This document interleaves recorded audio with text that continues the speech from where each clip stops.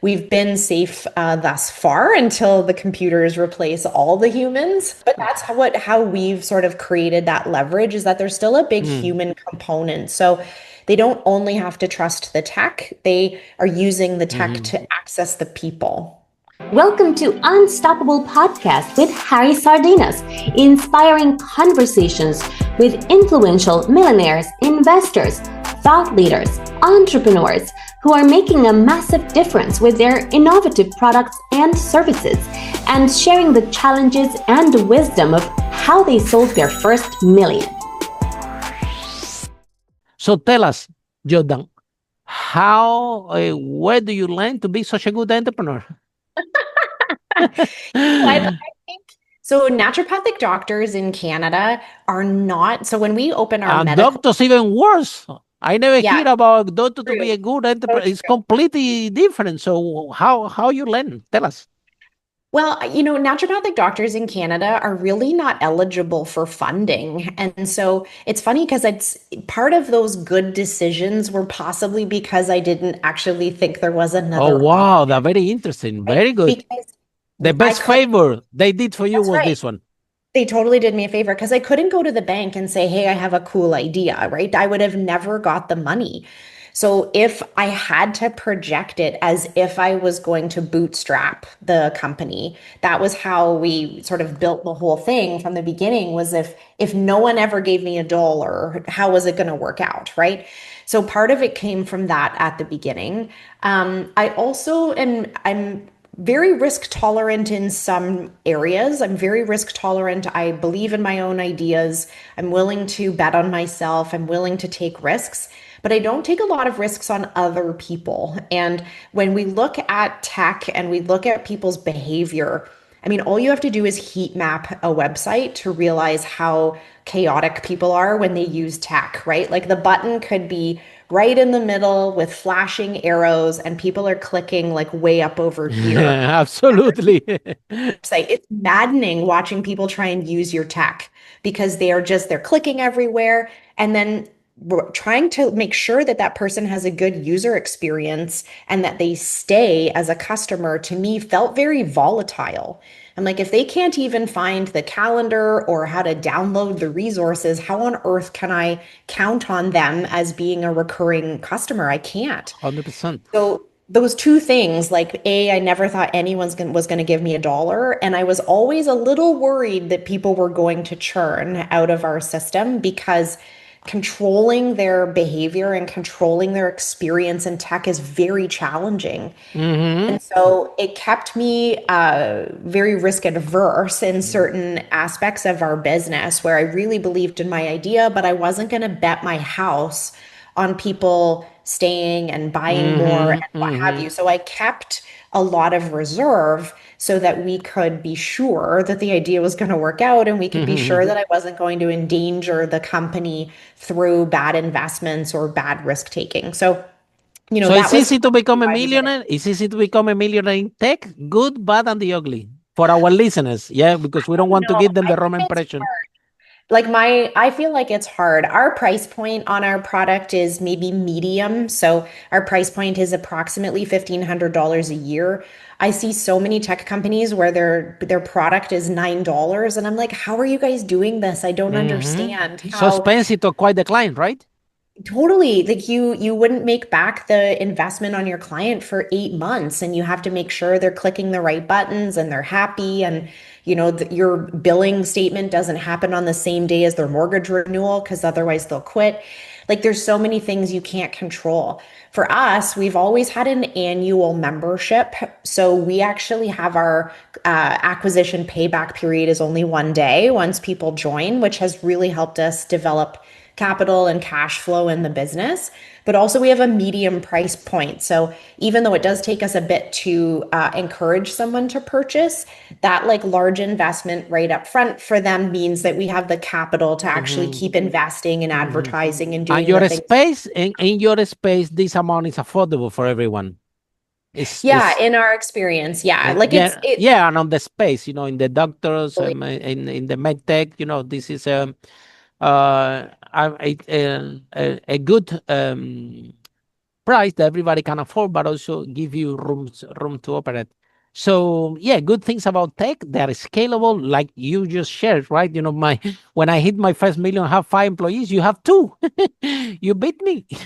So tech is very scalable. So that's a good thing, yeah. But this journey about getting to product market fit, these 2 years that you are launching the product, and then you have it in the website, and then you don't know.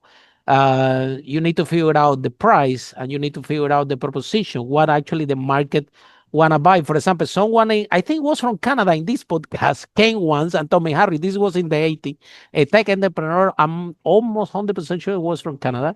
He came here and told me, Harry, I developed in the 80s something that looks like a mobile phone, really big, that target the times for people to work. So it's amazing because you go to work and you can check how long it's taking you all the task.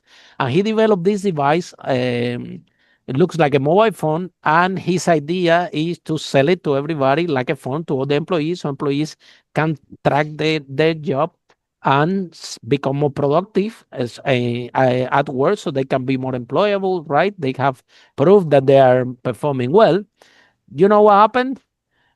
Guess this is how he saw that people will buy his invention.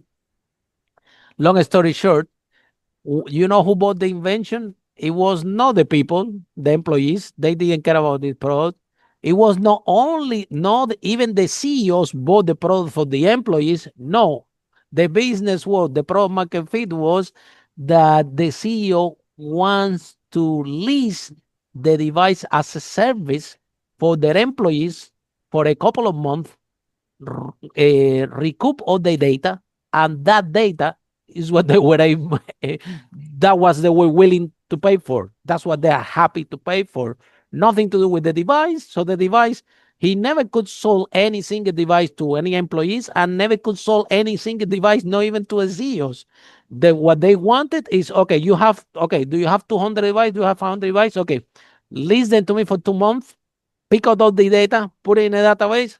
How much? I'm happy to pay you some money for that database, for that information. So the journey of product market fit, I'm thinking that even your journey could be kind of similar. So you started at the beginning, okay, this is what this product is I gonna develop and how much I'm gonna sell it.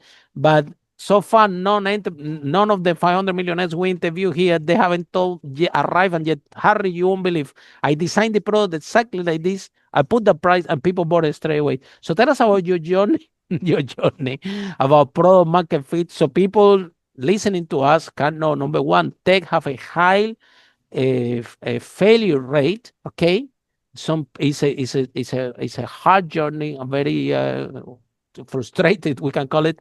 Get to product market fit. Sometimes could take a year, could take 2 years. I don't think that it's very difficult to get that done in 6 months. So tell us about this process, John, product market fit. What advice do you have for tech entrepreneurs listening to us? Well, I don't want to claim that I actually know everything about this, because I feel like, and this has been one of our challenges for sure, is you can go to bed and wake up the next day and ChatGPT can do things that it couldn't do yesterday, right? So I think one of the challenges that we face in tech is like how volatile the entire system and market can be. And then on the other side, sometimes a tech founder is creating a tech solution for something that customers don't realize tech could be used for.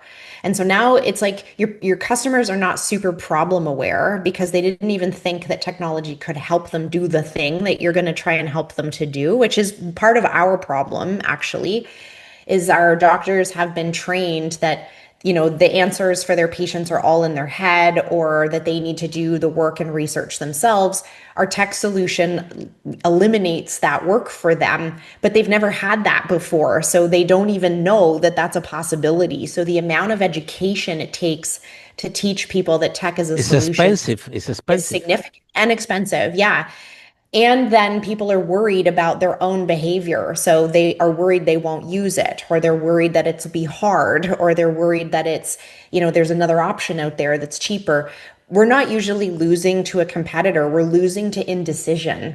right? Where people just wait and they don't, I'll maybe next week, maybe next month, maybe next year, right? I'll invest in tech. So it's hard to create the like urgency, scarcity, and some of the same things we tend to rely on to grow as companies. It's hard to do that with tech, in my opinion. Like that's one of the things we've faced is that until there's a pricing increase or a limited time offer or some reason that people are going to lose if they don't act, they will happily go along wasting time and not using technology and never have the impetus to buy. That's been a challenge for us, right? Is like, how do we convince people today's the day, right? That they can use tech to solve some of their problems. But also just the constantly changing market, I think has been a challenge for us. Where we're, benefiting right now is that we bridge technology and people. And so we use technology to help our doctors access other doctors. And so they're getting support in their practice, they're getting community, they're getting, where they're getting answers to their business questions, even for their practice.